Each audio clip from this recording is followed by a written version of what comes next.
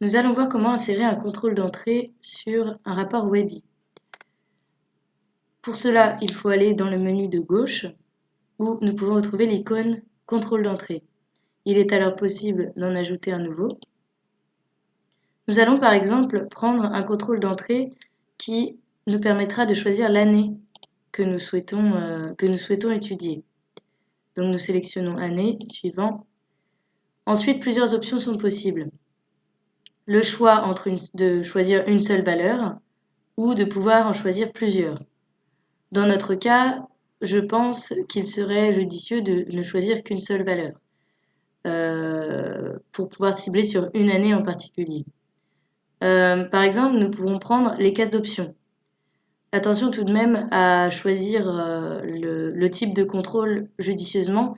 Par exemple, si la liste des options est très longue, des cases d'options ne seront pas très judicieuses car elles seront affichées sur une grande zone, alors qu'une zone de liste, dans le cas où il y aurait beaucoup d'options, serait plus appropriée.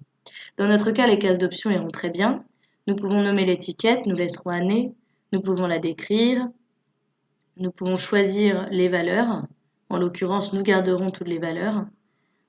Il est possible donc de restreindre les valeurs à certaines années et de ne pas tenir compte de toutes, notamment avec une liste restreinte. Ajouter également des valeurs par défaut qui seront figées. Autoriser la sélection de toutes les valeurs, oui, nous l'autorisons, pour pouvoir quand même avoir le tableau en entier. Autoriser la sélection des valeurs nulles, oui. Bon, en l'occurrence ici, nous n'en avons pas car ce sont des années. Nous pouvons également mettre en place un opérateur qui sera égal à ou différent de et restreindre le nombre de lignes. Une fois que le paramétrage est fait, nous pouvons cliquer sur Suivant.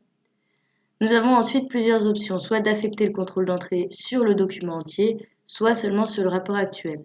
Dans notre cas, nous n'avons qu'un seul rapport, cela n'aura pas d'impact. Cependant, dans le rapport actuel, il est possible de cibler seulement des éléments en particulier.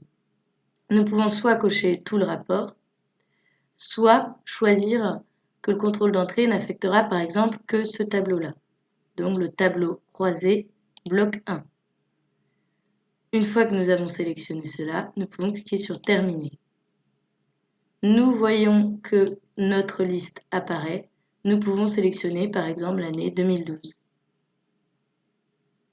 Cela va affecter notre tableau. Nous avons tous les éléments nécessaires pour cette année. Cependant, les autres graphiques restent inchangés et représentent la période de 2010 à 2014.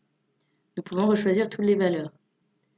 Concernant notre contrôle d'entrée, nous pouvons le modifier ou le supprimer grâce à ces petites icônes qui apparaissent là et afficher les dépendances.